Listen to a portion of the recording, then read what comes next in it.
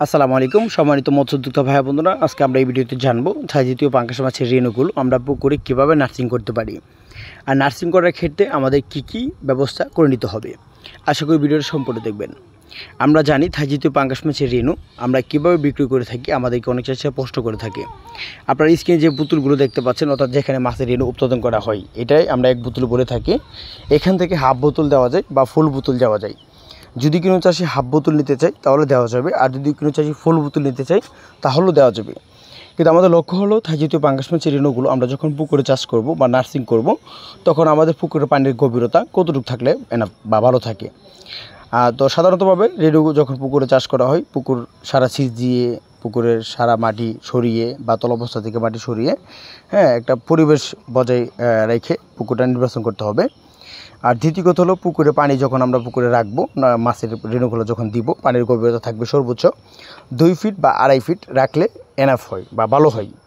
তো জাতীয় পাঙ্গাস মাছের রেণুগুলো যখন আমরা পুকুরে ছাড়ার ক্ষেত্রে আরেকটা জিনিস লক্ষ্য রাখতে হবে, পুকুর ছাড়ার আগে আমাদের পুকুরে একটা মই দিয়ে দিতে হবে, কেননা পানিটা গুলা থাকতে হবে। আর যখন আমরা মাছের রেণু দিব, তখন একটানা আমাদের 4 থেকে 5 দিন, অর্থাৎ 8 থেকে 10 দিন টানা মই দিতে হবে, অর্থাৎ সকালে একবার বিকেলে একবার। এভাবে যদি আমরা মাছের রেণুগুলো মই দিয়ে টান দিয়ে সুন্দর করে দিতে পারি, তাহলে ইনশাআল্লাহ মাছের রেণুর প্রোডাকশন ভালো হবে। আর এখানে আরেকটা জিনিস হলো যে মাছের রেণুগুলো টিকার পিছনে কিছু কারণ আছে। তার কারণ হলো, যখন আমরা মাছের রেণু পোনা উৎপাদন করে থাকি, সেই ক্ষেত্রে আমরা কতটুক ওষুধ দিয়ে মাছের পোনাগুলো সেফটি করে মানাচ্ছি বা উৎপাদন করা হচ্ছে। বিশেষ করে পিজি যেগুলো বলি, যে সাধারণতভাবে দেশি পিজি যেগুলো আছে, ওইগুলো দিয়ে যখন মাছের রেণু উৎপাদন করি, সেক্ষেত্রে মাছের রেণুর রেজাল্ট ভালো হয়।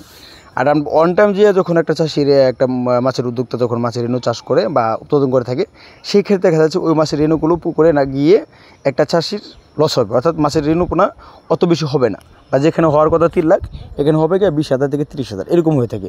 তো সাধারণতভাবে আমরা এক বোতল মাছ কীভাবে কতটুকু জায়গার ভিতরে মাছের পোনা নার্সিং করতে পারি, দেখা যাচ্ছে পুকুর আয়তন ছোটো হোক, ছোটো পুকুরে বেশিরভাগ নার্সিং করে থাকি আমরা।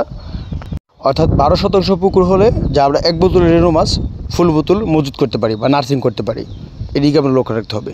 তো আরও মাছের তথ্য পরামর্শ জানতে হলে স্ক্রিনে নাম্বার আছে, বা মাছের রেণু পোনার জন্য যোগাযোগ করতে পারেন।